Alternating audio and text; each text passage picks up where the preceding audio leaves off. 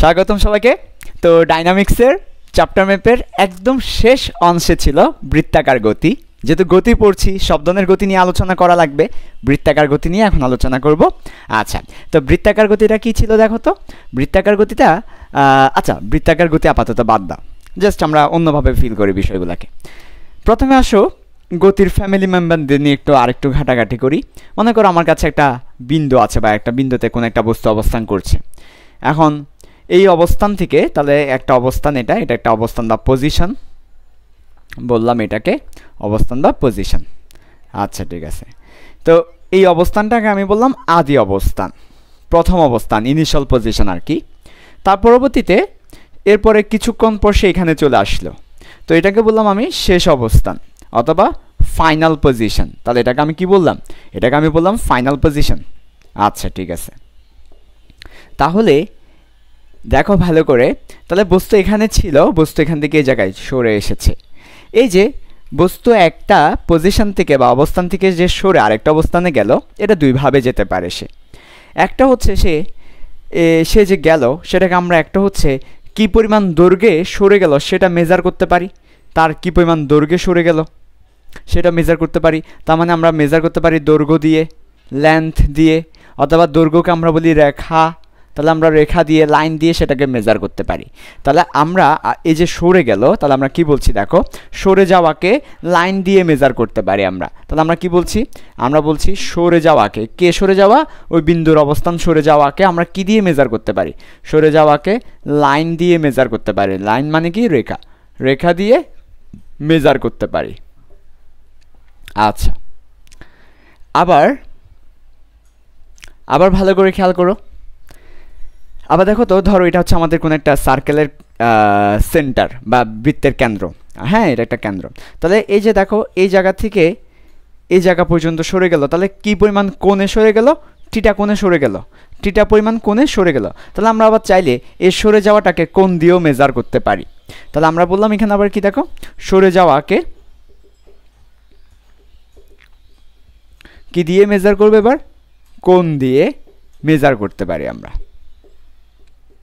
আচ্ছা, তো কোনো একটা অবস্থান থেকে অন্য একটা অবস্থানে যাওয়ার সময় যে সরে যাওয়া, সেটা যদি হয় লাইন দিয়ে, তখন সেই সরণটাকে আমরা বলি রৈখিক সরণ। সেটাকে আমরা বলি রৈখিক সরণ।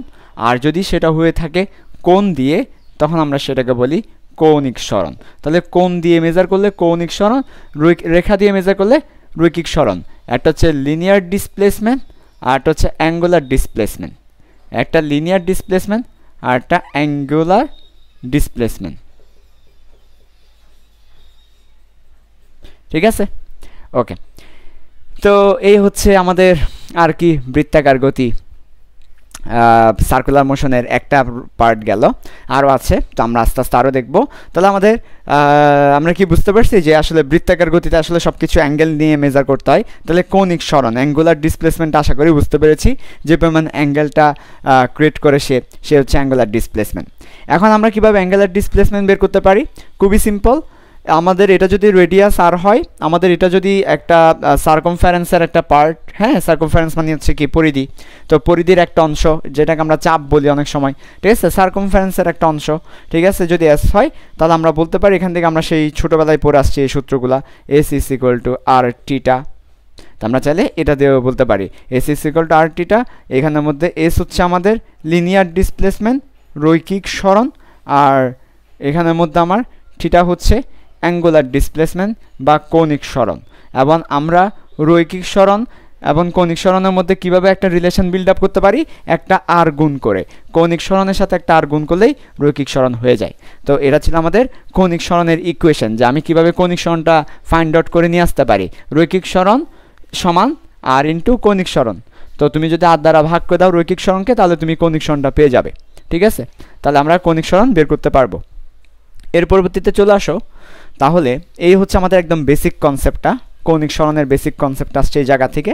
এবার আস্তে আস্তে আস্তে আস্তে আমরা সামনের দিকে যাই। তো তাহলে আমরা এখানে দুইটা ছক করতেছি, একটা হচ্ছে রৈখিকের জন্য আর একটা ছক করবো আমরা কৌণিকের জন্য। তার পরবর্তীতে ভালো করে খেয়াল করো, আমরা একটা ছক দেখি। তো আমরা বললাম যে একটা রেখা বরাবর সরে যাওয়া, সেটাকে আমরা কি নাম দিলাম? রেখা বরাবর সরে যাওয়া, সেটাকে আমরা নাম দিলাম রৈখিক সরণ, এস। আর কোণ বরাবর সরে যাওয়া, সরে যাওয়াটা মেজার করলে সেটাকে আমরা নাম দিলাম কৌণিক সরণ, যেটাকে প্রকাশ করছি থিটা। ওকে, এমন রিলেশনটা কি বললাম? S is equal to r theta. এই হচ্ছে আমাদের ফার্স্ট রিলেশন গেল। এবার আসো সময়ের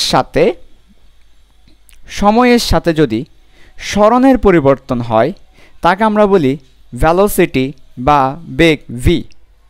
তাহলে ভ্যালোসিটি বা বেগ ভি ইজ ইকুয়াল টু সরণ s displacement s by time t. তেমনিভাবে সময়ের সাথে যদি কৌণিক সরণের পরিবর্তন হয়, কোন ধরনের সরণ? কৌণিক সরণ, তখন সেটাকে আমরা বলি কৌণিক বেগ, অ্যাঙ্গুলার ভ্যালোসিটি। তাহলে তখন সেটাকে আমরা বলি কি? অ্যাঙ্গুলার ভ্যালোসিটি, এবং সেটাকে প্রকাশ করা হয় ওমেগা দিয়ে। এটা দেখতে অনেকটা ডাব্লিউর মতো, বাট এটাকে আমরা ডাব্লিউ বলবো না, এটাকে আমরা বলবো ওমেগা। এটাকে আমরা বলবো ওমেগা, সরি ওমেগা না, ওমেগা। তাহলে এটাকে আমরা বলবো ওমেগা। আমি লিখে রাখতেছি ওমেগা। এই যে এই ডাব্লিউর মতো যেটা দেখতে, এটাকে আমরা বলবো ওমেগা, এবং ওমেগাটা হচ্ছে অ্যাঙ্গুলার ভ্যালোসিটি বা কৌণিক বেগকে প্রকাশ করা হয়। তাহলে ওমেগা ইজ ইকুয়াল টু কি? Theta divided by t, time, কৌণিক সরণ বাই সময়। আচ্ছা ঠিক আছে, ওকে। তো এই হচ্ছে আমাদের রৈখিক বেগ আর কৌণিক বেগের মধ্যে একটা বিষয়, তাদের মধ্যে একটা রিলেশন আমরা বিল্ড করব। চলো তাদের মধ্যে একটা রিলেশন বিল্ড করে ফেলি। আমরা চাইলে এখনই খুব সহজে রিলেশনটা বিল্ড করতে পারি। দেখো ভালো করে, যে আমার এস এর পরিবর্তে আমরা চাইলে কি বসাতে পারি? আর টিটা বসাতে পারি, তাই না? এস মানে তো আর টিটা, তাহলে আর টিটা বাই টি। তারপর টিটা বাই টি এর পরিবর্তে আমরা কি বসাতে পারি? তাহলে টিটা বাই টি এর পরিবর্তে আমরা ওমেগা বসাতে পারি, তাহলে আর ওমেগা। এটা কি সমান? আর ওমেগা, ভি সমান। তাহলে রৈখিক বেগের সাথে কৌণিক বেগের একটা সম্পর্ক হচ্ছে এটা, যে রৈখিক বেগ সমান আর ইন্টু কৌণিক বেগ। তো তোমাদের এর আগেও আমরা দেখেছি রৈখিক মানে হচ্ছে আর ইন্টু কৌণিক। তার মানে যে কোনো লিনিয়ার বা যে কোনো রৈখিক সমান হচ্ছে ব্যাসার্ধ ইন্টু কৌণিক। এই যে রৈখিক বেগ মানে ব্যাসার্ধ ইন্টু কৌণিক বেগ, রৈখিক সরণ মানে ব্যাসার্ধ ইন্টু কৌণিক সরণ। তাহলে আমাদের রিলেশনটা কি পেলাম আমরা? ফাইনালি রিলেশনটা হচ্ছে v is equal to r omega. এটা হচ্ছে রৈখিকের সাথে কৌণিকের একটা রিলেশন। আচ্ছা, এরপর দ্বিতীয় রিলেশনটা শেষ করার পর এবার তৃতীয় রিলেশনে যাব। চলো 3 নাম্বার রিলেশনে যাই। 3 নাম্বার হচ্ছে আমরা জানি সময়ের সাথে বেগের পরিবর্তন বা ভ্যালোসিটি চেঞ্জকে আমরা বলি অ্যাক্সিলারেশন, ত্বরণ, অ্যাক্সিলারেশন বলি আমরা।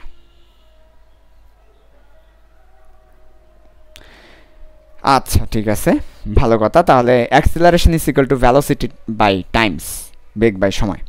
তেমনিভাবে আমি যদি বলি কৌণিক বেগের পরিবর্তন, কার সাথে? সময়ের সাথে। ওমেগা বাই টি বললে তখন সেটাকে বলবো কৌণিক ত্বরণ, অ্যাঙ্গুলার অ্যাক্সিলারেশন।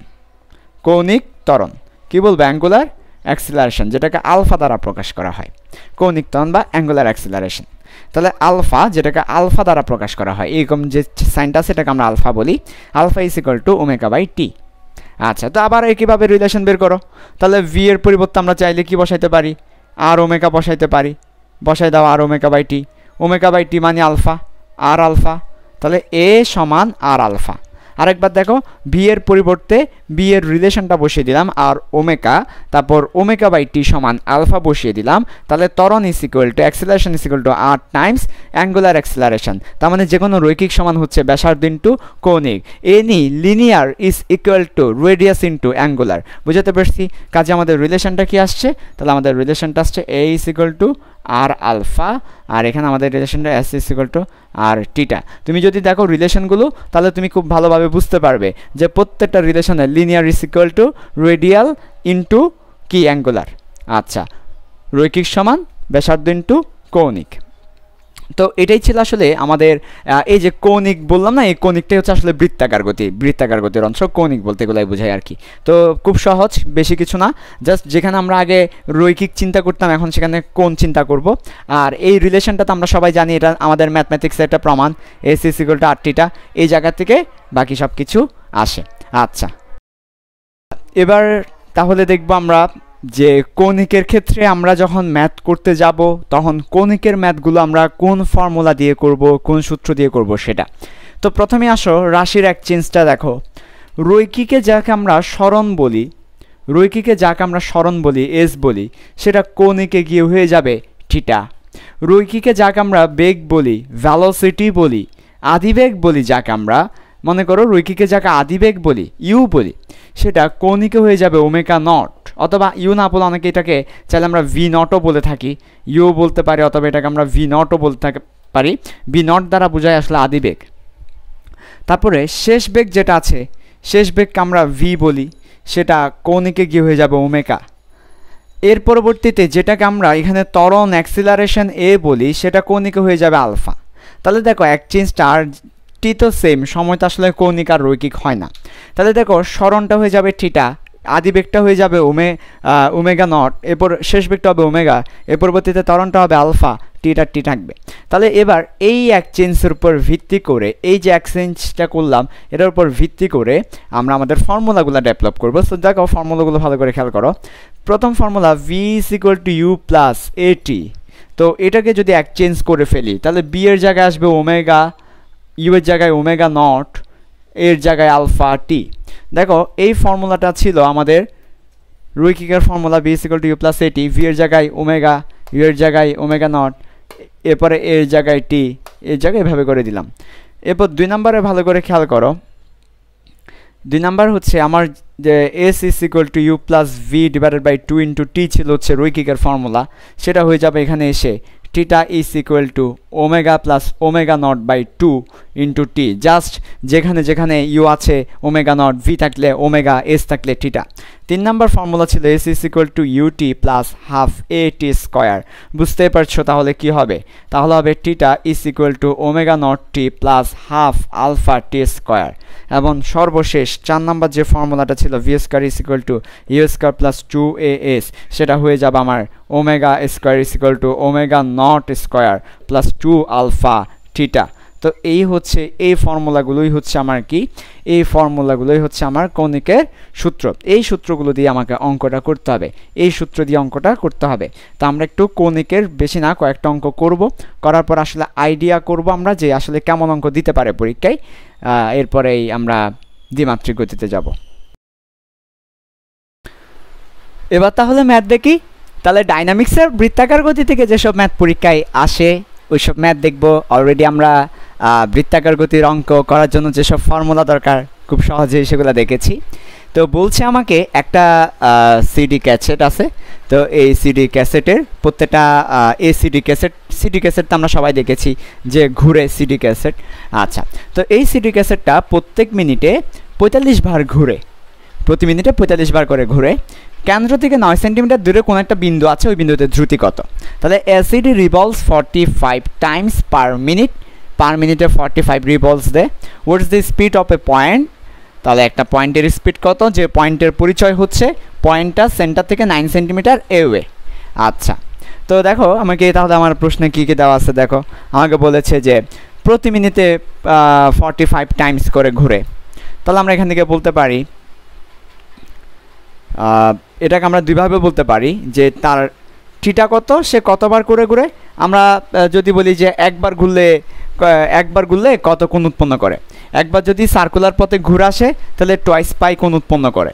তাহলে যদি 45 বার ঘুরে তাহলে 45 ইন্টু টোয়াইস পাই কোণ উৎপন্ন করে। তাহলে এটা হচ্ছে টোটাল অ্যাঙ্গুলার ডিসপ্লেসমেন্ট বা কত কোণ উৎপন্ন করছে সেটা।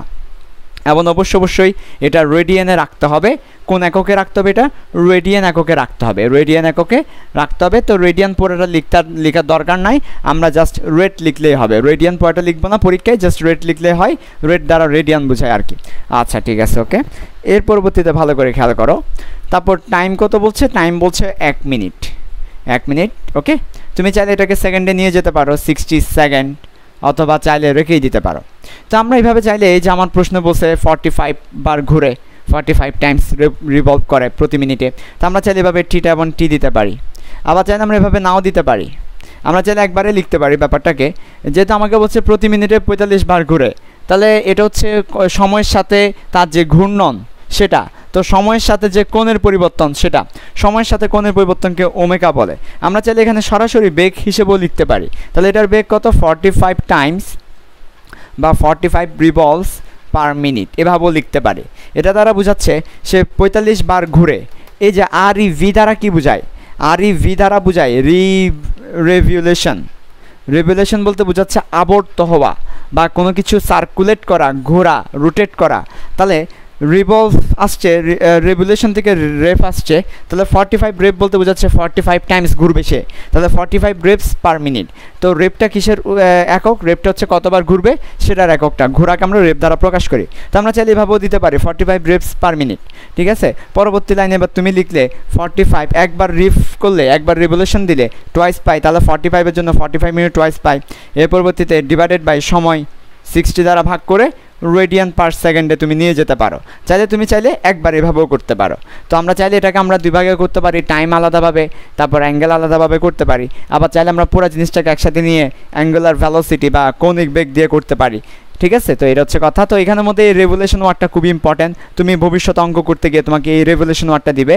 আর ই ভি দ্বারা বোঝাচ্ছে রেভলিউশন, কতবার ঘুরবে সেটা। আচ্ছা, তো এটা একটু মাথায় রাখতে হবে আমাদের, ঠিক আছে। সো এবার চলে আসো, তাহলে এরপর রেডিয়াস কত, সেন্টার থেকে 9 সেন্টিমিটার এওয়ে, তাহলে রেডিয়াস হচ্ছে 9 সেন্টিমিটার। বের করতে বলছে কি দ্রুতি। তো আমরা জানি দ্রুতি বলো বা স্পিড বলো বা দ্রুতি বলো। দ্রুতি বলতে আসলে কি বোঝায়, স্মরণ বাই সময়, তাই না। এস বাই টি বোঝায়, এস বলতে কি বোঝায়, আর টিটা বাই টি বোঝায়। তো দেখো অলরেডি, অথবা চাইলে আমরা এটাকে বলতে পারি আর ওমেগাও বলতে পারি। তো চাইলে তুমি এখানে আর এর মান তো দেওয়াই আছে 9 সেন্টিমিটার, তাহলে 9কে মিটারে নিলে 9 × 10⁻², 9 মিটার আর এর মান। তারপর টিটার মান, তো টিটার মান কত দেওয়া আছে, টিটার মান এই যে তুমি বের করেছো 45 × 2 পাই, পাইয়ের মান হচ্ছে 3.1416, পাইয়ের মান যেটা সেটা রেডিয়ান এককে। তারপর টাইমের মান 60 সেকেন্ড, 60 দিয়ে দিলে তাহলে এককটা কিসে পাবে তুমি বলো তো। তুমি এককটা পাবে, দেখো ভালো করে, তুমি এককটা কিসে পাবে, তুমি এই যে এটা রেডিয়াসের একক মিটার, আর ওইখানের একক রেডিয়ান, আর এখানের একক এর পরবর্তীতে পার সেকেন্ড। আচ্ছা, এককটা হবে মিটার, রেডিয়ান পার সেকেন্ড। তো রেডিয়ান আসলে কোনো একক না ওইরকম বলতে গেলে, মানে এটা কোনো ওইরকম মাত্রা নাই ওই জিনিসটার, বা ওইরকম আমরা কোনো একটা কোণ যখন লিখি ওইরকম কোনো এককের মর্যাদা সে আসলে পায় না, ফলে আসলে এটা আসলে মিটার পার সেকেন্ডই লেখা হয়। তাহলে এটার একক আমরা লিখবো মিটার পার সেকেন্ড। তো মিটার পার সেকেন্ড এটা কিসের একক, বেগের একক, এটাই হবে। তাহলে আমার অ্যান্সার হবে কত, তো এই ক্ষেত্রে আমার অ্যান্সার হবে, যা আসে তা আমার তো জানা নাই, অ্যান্সার কত যা আসে তা আমার জানা নাই, ক্যালকুলেট করার পর যা আসে অ্যান্সার হবে মিটার পার সেকেন্ড। অন্যভাবেও বলা যায় স্পিড বা দ্রুতির একক মিটার পার সেকেন্ড, সেটা দিয়েও এই কথাটা বলা যায়, ঠিক আছে। তাহলে এই অঙ্কগুলোতে অনেকগুলো ইম্পর্টেন্ট পয়েন্টের মধ্যে একটা হচ্ছে, যদি আমাকে বলে যে 45 বার ঘুরছে, একবার গুলে টোয়াইস পাই, 45 বার গুলে 45 × টোয়াইস পাই, এবং এটা হবে রেডিয়ান এককে থাকবে। তো এটা কোণের একক, কোণের এককগুলোকে আমরা নর্মালি লিখি না ওইরকম, ঠিক আছে, অফিসিয়ালি জাস্ট এখানে রেডিয়ান লিখলাম। আচ্ছা, তার পরবর্তীতে রেভলিউশন ওয়ার্ডটা পেতে পারো তুমি ভবিষ্যতে, রেভলিউশন মানে কতবার ঘুরবে সেটা, ঠিক আছে। তো এইভাবে করে মোটামুটি অঙ্কগুলো করা হয়, এটা একটু মাথায় রাখতে হবে। চলো আমরা আরেকটা অঙ্কে দেখি, আরেকটা অঙ্কে যাই। আচ্ছা, তাহলে আরেকটা অঙ্ক আসো। এই অঙ্কটা এমসিকিউতে বেশি আসে আর কি, তো একটু চাইলে তোমরা মনে রাখতেই পারো অথবা মুখস্থ রাখতেই পারো। আর মুখস্থ রাখতে না চাইলেও কীভাবে খুব তাড়াতাড়ি করা যায় সেটা একটু দেখো। এটা এমসিকিউতে খুব বেশি আসে এই প্রশ্ন, এখন যে প্রশ্নগুলো দেখাবো এমসিকিউর জন্য এটা খুব ইম্পর্টেন্ট। ঘড়ির যে কাঁটা আছে, ঘড়ির কাঁটা আমরা জানি ঘুরে, তো ঘড়ির কাঁটা যখন ঘুরে, তো ঘড়ির কাঁটার কৌণিক বেগ কত, প্রশ্ন করে ঘড়ির কাঁটার কৌণিক বেগ কত। আচ্ছা, তাহলে অ্যাঙ্গুলার ভেলোসিটি অফ ঘড়ির কাঁটা, ঘড়ির কাঁটা আমার জানা নাই, কাঁটা ঘড়ির কাঁটাকে কি বলে, যাই হোক। তো এটা ঘড়ির কাঁটা দিয়ে দিতে পারে, তারপর মিনিটের কাঁটা দিয়ে দিতে পারে, সেকেন্ডের কাঁটা দিয়ে দিতে পারে। তো আমরা আগে ঘড়ির কাঁটারটা দেখি, তারপর বাকিগুলো দেখবো আর কি। ঘড়ির কাঁটার কৌণিক বেগ, কৌণিক বেগ বলতে বোঝাচ্ছে ওমেগা, ওমেগা বলতে বোঝাচ্ছে থিটা ডিভাইডেড বাই টাইম। এখন ঘড়ির কাঁটা একবার বৃত্তাকার পথ ঘুরে আসতে কত সময় নেয়, ঘড়ির কাঁটা একবার পুরাটা ঘুরে আসতে 12 ঘন্টা সময় নেয়। কারণ ঘড়ির কাঁটা বলছি আমি, আম সো সরি, এটা হবে ঘন্টার কাঁটা, ঘন্টার কাঁটা হবে এটা, ঘন্টার কাঁটা, মিনিটের কাঁটা, সেকেন্ডের কাঁটা। আচ্ছা, তো ঘন্টার কাঁটা, একটা ঘন্টার কাঁটা 12 ঘন্টা পরেই আবার আগের জায়গায় আসে। তাহলে আমার টাইম হবে 12 ঘন্টা। 1 ঘন্টা মানে 3600 সেকেন্ড, তাহলে 12 ঘন্টা মানে 1200 ইন্টু 3600 সেকেন্ড। ওকে, আর কোণ কত? একবার ঘন্টার কাঁটা পুরো বৃত্তাকার পথ ঘুরে আসলে সে আসলে টোয়াইস পাই কোণ উৎপন্ন করে, টোয়াইস পাই কোণ উৎপন্ন করে। তাহলে সে টোয়াইস পাই ঘুরে আসতে 12 ঘন্টা সময় নিচ্ছে। তো এটাই হচ্ছে আমার কি রেডিয়ান, উপরে রেডিয়ান আছে, নিচে পার সেকেন্ড আছে। তো এটাই হচ্ছে আমার ঘন্টার কাঁটার কৌণিক বেগ। অনুরূপভাবে যদি আমাকে মিনিটের কাঁটার কৌণিক বেগ বের করতে বলে, তাহলে মিনিটের কাঁটার কৌণিক বেগ হবে অবশ্যই উপরের দিকে কোনো চেঞ্জ নাই, কারণ মিনিটের কাঁটা পুরো বৃত্তাকার পথ ঘুরে আসবে একবার টোয়াইস পাই। তো মিনিটের কাঁটা একবার ঘুরে আসতে 60 মিনিট নে, 60 মিনিট। তো 1 মিনিট মানে 60 সেকেন্ড, তাহলে 60 মিনিট মানে 60 ইন্টু 60 রেডিয়ান পার সেকেন্ড। ওকে, রেডিয়ানটা কেন দিচ্ছেন? রেডিয়ানটা হচ্ছে আসলে এই যে বললাম তো, রেডিয়ানটা কোণের জন্য দেওয়া হচ্ছে, আর এটা সেকেন্ড। আচ্ছা, ওকে। এর পরবর্তীতে সেকেন্ডের কাঁটার কৌণিক বেগ। তো সেকেন্ডের কাঁটার কৌণিক বেগ উপরে তো সেম, সেকেন্ডের কাঁটা টোয়াইস পাই ঘুরে আসবে, কিন্তু একবার ঘুরে আসতে তার 60 সেকেন্ড লাগে, রেডিয়ান পার সেকেন্ড। তো এই হচ্ছে আমার এমসিকিউর জন্য খুবই ইম্পর্ট্যান্ট। ঘন্টার কাঁটার কৌণিক বেগ যখন বলবে টোয়াইস পাই থাকবে নিচে, আর একবার পুরো একটা ঘন্টার কাঁটা ঘুরে আসতে যে সময় নেয়। তার পরবর্তীতে মিনিটের কাঁটা যখন বলবে মিনিটের কাঁটা যে সময় নেয়, সেকেন্ডের কাঁটা যখন বলবে সেকেন্ডের কাঁটা যে সময় নেয়, এটাই আর কি। আচ্ছা, ঠিক আছে, ওকে। তো এই ছিল মোটামুটি আমাদের বৃত্তাকার গতির অঙ্ক এমসিকিউ। একটা সিকিউ করব আমরা, এই সিকিউটা করলে আসলে তুমি আসলে বুঝতে পারবে বাকি অঙ্কগুলা। আচ্ছা, একটা সিকিউ করব আমরা, দেখো ভালো করে, একটা সিকিউ প্র্যাকটিস করতেছি আমরা। সিকিউটা খুবই ইম্পর্টেন্ট। বলছে যে আমাদের যে ফ্যান আছে, এই ফ্যানের মধ্যে, ফ্যানের অর্থাৎ বৈদ্যুতিক পাকা আর কি, পাকা বা ফ্যান, সিলিং ফ্যান। আচ্ছা, ফ্যানে রেগুলেটর আছে না, যেটা দিয়ে তোমরা রেগুলেট করো, সে রেগুলেটর 3 নং দাগে থাকলে, বাহ সুন্দর প্রশ্ন, 3 নং দাগে থাকলে ফ্যান মিনিটে 1500 বার ঘুরে। আচ্ছা, ভালো প্রশ্ন করেছে। ফ্যানের রেগুলেটর যদি 5 নং দাগে থাকে, 5 নং দাগে থাকা মানে ফুল স্পিড, তখন ফ্যান মিনিটে 1800 বার ঘুরে, এটাই তার ফুল স্পিড। আচ্ছা, এরপর বলেছে প্রথম ও দ্বিতীয় ক্ষেত্রে সুইচ অফ করে দিলে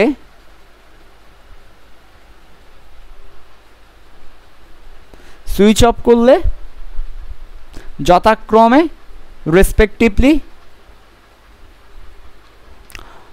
1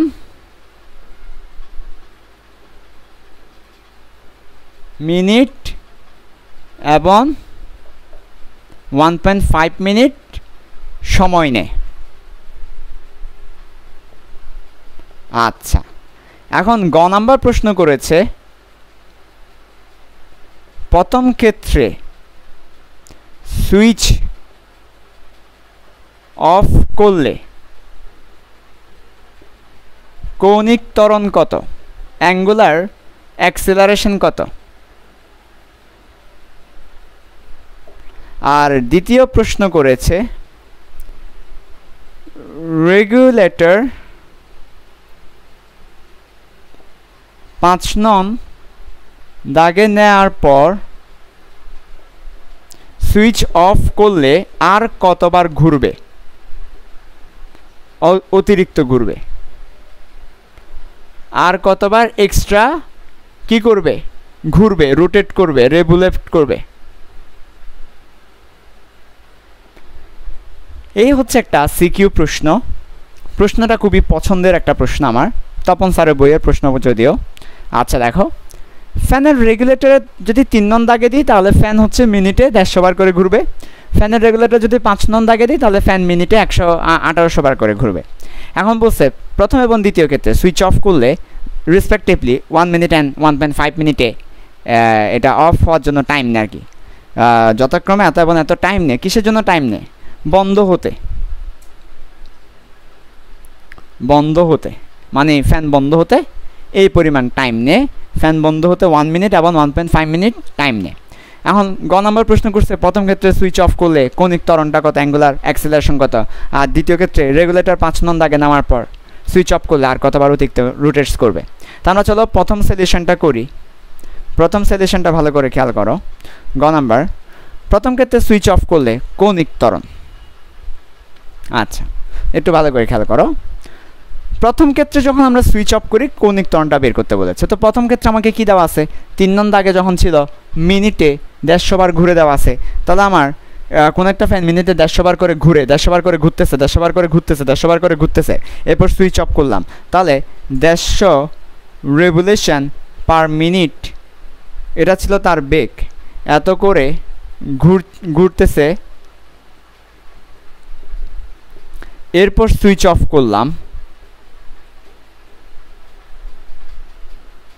তো সুইচ অফ করলে তাকে একটা কি দিচ্ছি আমরা? তাকে একটা বাধা বল দিচ্ছি না? সুইচ অফ করে তাকে থামাই দিচ্ছি না, বাধা বল দিচ্ছি।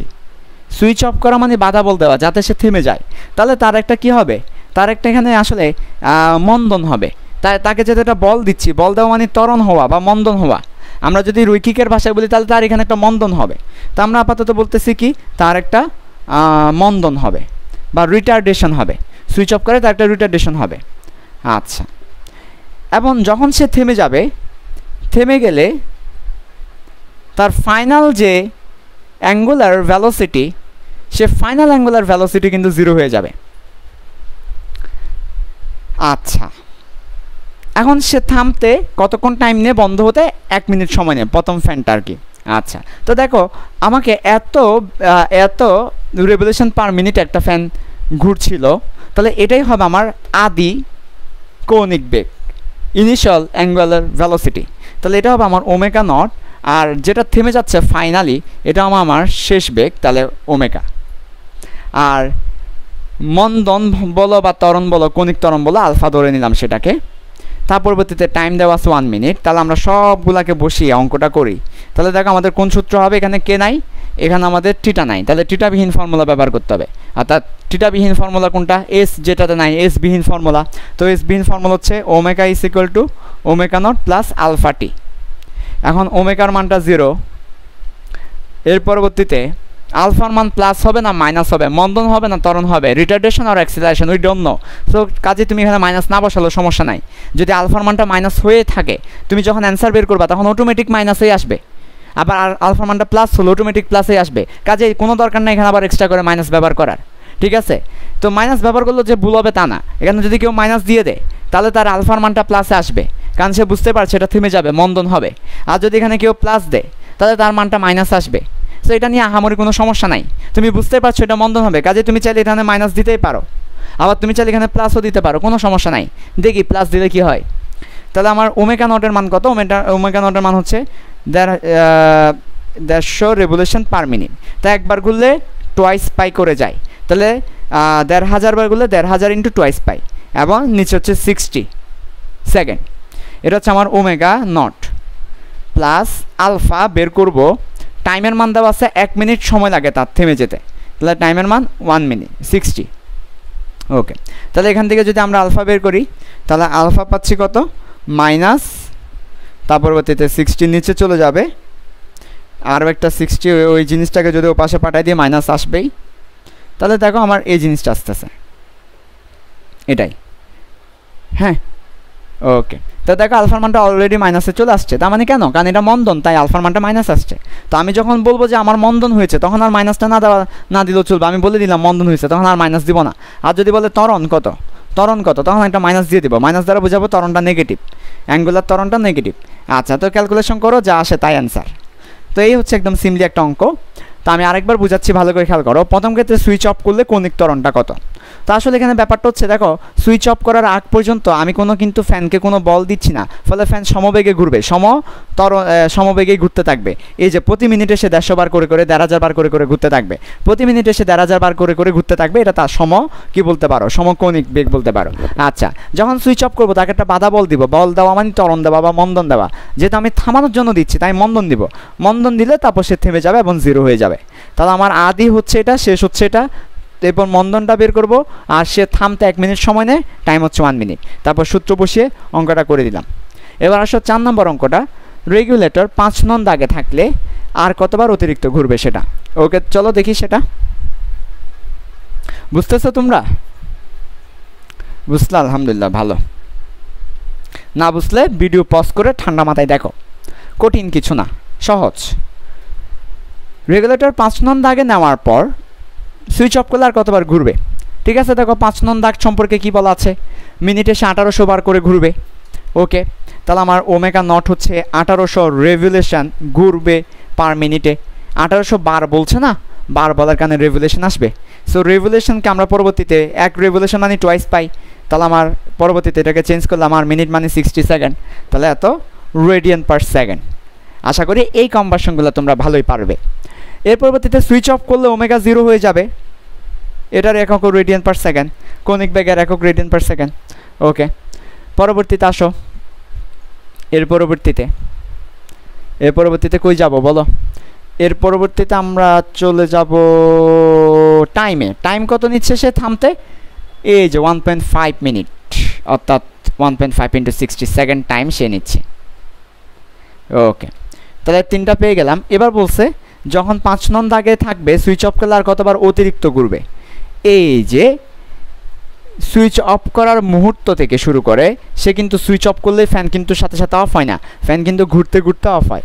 সুইচ অফ করে দিলাম, ফ্যান আর কতবার ঘুরবে? মানে সুইচ অফ করার পর সুইচ ছাড়াই সে যে ঘুরে, কিসের কারণে? এটা গতি জড়তার কারণে। গতি জড়তা এটাকে বলা হয় কি? মোশন ইনার্শিয়ার কারণে। তো মোশন ইনার্শিয়ার কারণে, গতি জড়তার কারণে সে ঘুরতে থাকে। কতবার ঘুরবে সেটাই প্রশ্ন করেছে। তো আমরা বললাম কতবার ঘুরবে, কতবার বললেই টিটা, কোণ, সরণ, কতবার বললে সরণটা বের করব, কতবার। আচ্ছা, টিটা বের করব। ওকে, তাহলে টিটা বের করব। আমরা টিটা জানি না, টিটা বের করব। তাহলে আমরা কোন ফর্মুলা অ্যাপ্লাই করব বুঝতে পারছো? আমাদের ফর্মুলা একটাই। তাহলে আমাদের ফর্মুলাটা হবে theta is equal to omega plus omega nought divided by 2 × t. তাহলে ফাইনালি আমরা আমাদের পাচ্ছি কত দেখো, ফাইনালি আমরা পাচ্ছি তাহলে 1800 × টুয়াইস পাই ডিভাইডেড বাই 60 × 2, টাইমের মান 1.5 × 60, 60 চলে যাবে, 2 চলে যাবে, আর বাকিটা থাকবে। যা আসে তা ক্যালকুলেশন করো, যা আসে তা এত রেডিয়ান। যেহেতু টিটা লিখলাম তাই এটার একক হবে রেডিয়ানে। তা আমাকে বলছে কতবার ঘুরবে, বার কতবার। মনে করো তোমার কাছে 360, তোমার কাছে টুয়াইস পাই রেডিয়ান আসছে। তো টুয়াইস পাই রেডিয়ান আসা মানে টিটার মান মনে করো তোমার টুয়াইস পাই আসছে। তো টুয়াইস পাই আসা মানে কতবার ঘুরবে সে? একবার ঘুরবে। কীভাবে বের করছো? কারণ একবার ঘুরলে টুয়াইস পাই যায়, তাহলে টুয়াইস পাই যায় একবার ঘুরলে। এভাবে মনে করো তোমার কাছে অ্যান্সার আসছে 4 পাই, তাহলে আমরা জানি একবার ঘুরলে টুয়াইস পাই যায়, তাহলে 4 পাই যেতে কয়বার ঘুরবে? 2বার ঘুরবে। আমরা টুয়াইস পাই দ্বারা ভাগ করে দিব, তাহলে কতবার ঘুরবে সেই বার বের করার জন্য আমাদের টিটাকে আবার কি দ্বারা ভাগ করা লাগবে? টুয়াইস পাই দ্বারা ভাগ করা লাগবে, কারণ টুয়াইস পাই হচ্ছে একবার ঘোরার কি কোনটা। তাহলে টুয়াইস পাই দ্বারা ভাগ করলে আমরা কতবার ঘুরবে সেটা পেয়ে যাব। তাহলে আমার যেই অ্যান্সারটা বের হবে টিটা, সেটাকে আবার টুয়াইস পাই দ্বারা ভাগ করে বার বের করব। তো এটাই হচ্ছে আমাদের কৌণিক বা বৃত্তাকার গতির অঙ্কগুলো আর কি। সহজ, একদম সহজ, জাস্ট ঠান্ডা মাথায় করলে, বুঝতে চেষ্টা করলেই বুঝতে পারবে। ঠিক আছে, তাহলে এর বাইরে মোটামুটি অঙ্ক আসে না। এই অঙ্কটা খুব ইম্পর্টেন্ট, এই অঙ্কটা পরীক্ষা অনেকবার আসে, সে একটু বুঝে করো, পারবে আশা করি।